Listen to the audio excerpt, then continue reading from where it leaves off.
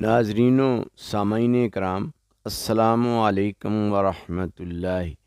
دین حق کی تبلیغ و ترویج اور اشاعت اسلام میں اولیاء کرام اور صوفیہ عظام کا کردار تاریخ اسلام کا ایک روشن باب ہے۔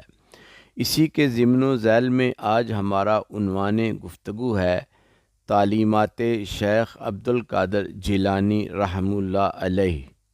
اللہ رب العزت نے اپنے حبیب کے سر پر ختم نبوت کا تاج رکھ کر مابعوث فرمایا تو دعوت و تبلیغ دین کا فریضہ حضور ختم المرسلین کے بعد حضور کی امت کے سپرد کر دیا گیا۔ قرآن مجید سورہ آل عمران میں ارشاد فرمایا وَلْتَكُن مِّنكُمْ أُمَّةٌ يَدْعُونَ إِلَى الْخَيْرِ وَيَأْمُرُونَ بِالْمَعْرُوفِ وَيَنْهَوْنَ عَنِ الْمُنكَرِ وَأُولَٰئِكَ هُمُ الْمُفْلِحُونَ۔ فرمایا اور تم میں سے ایسے لوگوں کی ایک جماعت ضرور ہونی چاہیے جو لوگوں کو نیکی کی طرف بلائیں اور بھلائی کا حکم دیں اور برائی سے روکیں، اور وہی لوگ بامراد ہیں۔ یہاں تبلیغ دین کی ذمہ داری بھی امت مسلمہ کو تفویض کی اور دنیا و آخرت کی کامیابی اور فلاح پانے والوں کی علامات بھی بیان فرما دیں کہ وہ لوگ جو دوسروں کو نیکی کا حکم دیتے ہیں اور انہیں برے کاموں کے کرنے سے منع کرتے ہیں، وہی گروہ مسلم فلاح یافتہ ہوگا۔ نبی آخر الزمان نے حجۃ الوداع کے موقع پر آئندہ قیامت تک کے لیے دعوت و تبلیغ کی ذمہ داری اپنی امت کو تفویض کرتے ہوئے ارشاد فرمایا فَلْيُبَلِّغْ شَاہِدُ الغائب۔ میرا یہ پیغام جو لوگ موجود ہیں وہ ان لوگوں تک پہنچا دیں جو یہاں موجود نہیں ہیں۔ اور ایک دوسری روایت میں عبداللہ ابن عمر رضی اللہ عنہ سے مروی ہے کہ آپ صلی اللہ علیہ وسلم نے فرمایا بلغوا عنی ولو آیات، میری طرف سے لوگوں کو پہنچا دو اگرچہ ایک آیت ہی ہو۔ گویا امت مسلمہ کو حضور کی دعوت دین کا مقلد بنایا گیا ہے۔ دعوت حق اور اشاعت و تبلیغ دین کا کام صحابہ کرام رضوان اللہ علیہم اجمعین کے بعد تابعین، اولیاء اللہ اور بزرگان دین کی قومی اور ملی ذمہ داری بن گیا، جسے اولیاء کرام، صوفیہ عظام اور علماء حق نے پوری جانفشانی سے انجام دیا۔ نتیجتاً آج روئے زمین کے کروڑہا انسان رشد و ہدایت کی شمع اپنے دلوں میں جلائے بیٹھے ہیں۔ آج ذرائع ابلاغ کی جدید technology, printing, publishing, internet, social media جیسی بے شمار ایجادات، تیز ترین مشینری کے باوجود تبلیغ اسلام کے خاطر خواہ اور حوصلہ افزا نتائج سے ہم محروم ہیں، اس لیے کہ الفاظ اور تقریروں سے زیادہ ان بزرگان دین کا کردار لوگوں کے لیے قابل تقلید رہا ہے۔ بلا شبہ تعلیمات اسلام کی حقیقت تک رسائی علم دین کے بغیر ناممکن ہے، لہذا تاریخ گواہ ہے کہ ایسے اولیاء و صوفیاء کا اشاعت دین میں اہم ترین کردار ہے جنہوں نے نہ صرف اخلاقیات و عبادات اور اپنے رویوں سے بلکہ اپنے کمال علم سے حقائق دین کو اجاگر کیا اور قرآن کی تفسیریں اور احادیث کی شرحیں لکھیں اور بیان کیں۔ ایک طرف تو ان بزرگان دین نے کتاب و سنت کی روشنی میں نبی رحمت صلی اللہ علیہ وسلم کے اسوہ حسنہ اور اکابر صحابہ کرام کے طرز عمل کو اپنا کر ہر خاص و عام کے لیے راہ ہدایت فراہم کی، اور دوسری طرف زمانے کے بدلتے حالات کے مطابق تعلیمات دین کو منطبق کر کے عہد رواں کے تقاضوں کے مطابق قابل عمل صورت میں پیش کیا، اور ان کے اس پاکیزہ کردار کی قوت سے لاکھوں راہ گم کردہ انسانوں کو راہ ہدایت ملی اور دین اسلام کی آغوش میں داخل ہونا نصیب ہوا۔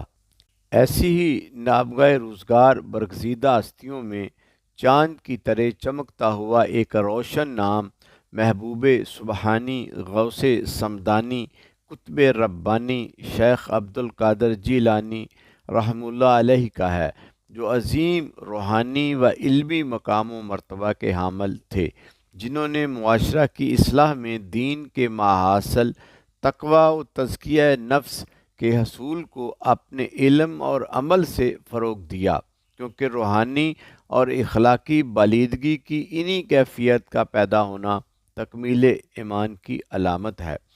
آئیے آج کی گفتگو میں شیخ عبد القادر جیلانی رحمہ اللہ علیہ کی ایسی ہی دینی تعلیمات سے استفادہ کرتے ہیں اور اپنے سینوں کو نور ایمان سے روشن کرتے ہیں۔ شیخ عبد القادر جیلانی رحمہ اللہ نے نہ صرف قول یعنی تقریر سے بلکہ اپنے عمل سے بھی عقائد اسلام کو عوام الناس کے قلب و ذہن میں راسخ کیا۔ روایت ہے کہ ایک موقع پر آپ تقریر کر رہے تھے اور ہزاروں کا مجمع تھا کہ اچانک ایک اژدہا اوپر سے آپ کے ممبر کے سامنے گرا۔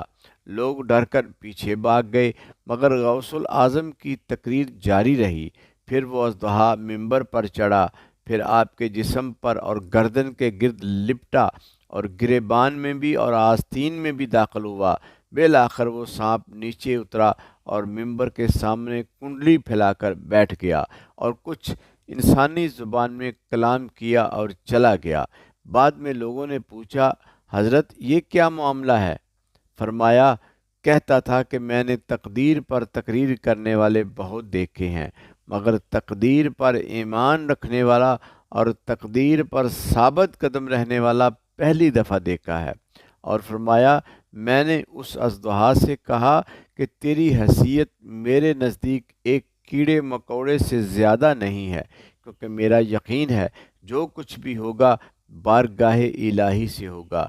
یوں شیخ نے اپنے عمل و قول کی سچائی سے ایک بندہ مومن کو یقین دلایا کہ مؤثر حقیقی صرف اللہ تعالیٰ کی ذات وحدہ لا شریک ہے، اور قلندر لاہوری اقبال شان مومن کو یوں بیان کرتا ہے کہ ہر لحظہ ہے مومن کی نئی شان نئی آن، گفتار میں کردار میں اللہ کی برہان، یہ راز کسی کو نہیں معلوم کہ مومن قاری نظر آتا ہے حقیقت میں ہے قرآن۔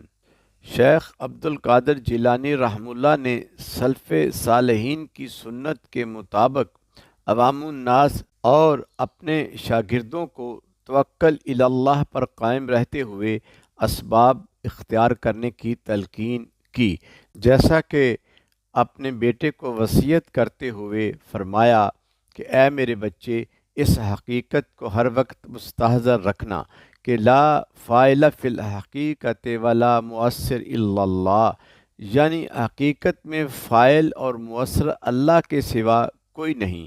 اشیاء میں جو تاثیر ہے وہ اسی کی عطا کردہ ہے اور اسی کے اذن سے ہے۔ تم کسی فعل کا ارادہ تو کر سکتے ہو، لیکن فعل کا بالفعل انجام پذیر ہونا تمہارے اختیار میں نہیں ہے، کیونکہ ہر فعل اللہ کے حکم سے انجام پذیر ہوتا ہے۔